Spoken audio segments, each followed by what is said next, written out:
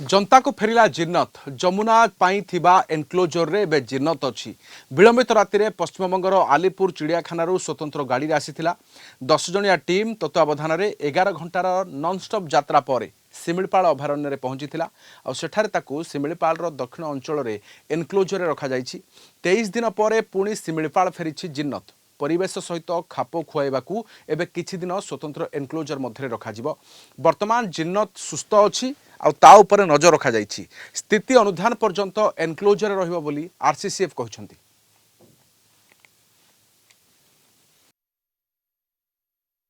जिन्नत 29 संध्या बेले ट्रांसलेट करके कैप्चर कलु तापर ताकू अलीपुर जू हॉस्पिटल को नहीं जाइथिले कांतरा गवर्नमेंट निर्देशन करे तो सेठी ऑब्जर्वेशन रखिबाकू केजो रखिले तापर हमको 21 तारीख रे ऑर्डर आसले नहीं पाइले तो 21 तारीख संध्या बेले आसला परे आमे 8टा बेले ताकू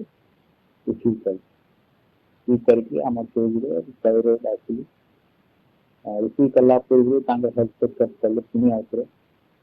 हेल्थ चेकअप रे डॉक्टर कांतर डॉक्टर हम डॉक्टर हेल्थ स्टेटस का सर्टिफाई कले ठीक अच्छे बोली ठीक पर ट्रांसफर कला पर हम 8टा बेले जहां आरंभ कलु सेठी के पहुंचू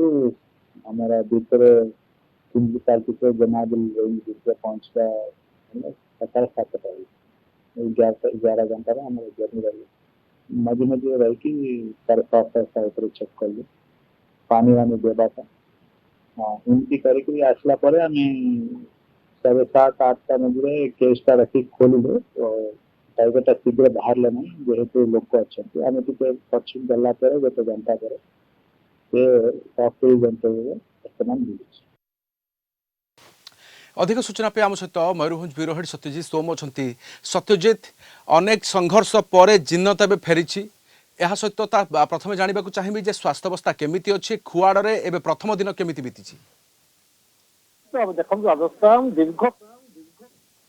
राजस्थान दीर्घ 23 दिन करसत पर वन विभाग को मिली सफलता और जिन्नत को फेरई आने को सफल होती सिमिलपाल कर्तृपक्ष तेज आज सका सिमिलपाल जो कोर अंचल रही दक्षिण सिमिलपाल कोर अंचल ताकू जमुना जो सफ्ट एनक्लोजर निर्मित होता से सफ्ट एनक्लोजर छड़ा जाइए किसी सब जो भाव आरसीसी सूचना दौते समस्ते पछक पलि आसला सी जनतारू बाहर की एनक्लोजर को जाइए सीधाचलक चित्र भी आम देखा जो चित्र की देखिपे बाघ संपूर्ण भाव सुस्थ रही बाघटी संपूर्ण सुस्थ रही पानी भी खेल करुच्ची बुलुची बेस आराम बुलाबुली करुच्ची बर्तमान आम कह किसी दिन यही सफ्ट एनक्लोजर मध्य रखा परवर्ती निष्पत्ति पर्यंत सफ्ट एनक्लोजर रखा कहीं देखूँ पुणी थे सिमिलपाल अभयारण्य सहित से परिवेश सहित निजक खाप खुआई किसी समय लगे बाघुणी जिन्नत को जेहेतु कि सी महाराष्ट्र आसाला अल्प दिन सिमिलपाल रहा से पलि जाता झारखंड और परवर्ती समय पश्चिमबंग दीर्घ 23 दिन पर आणाई पुणी थे सिमिलपाल को फेरई अणाई बर्तमान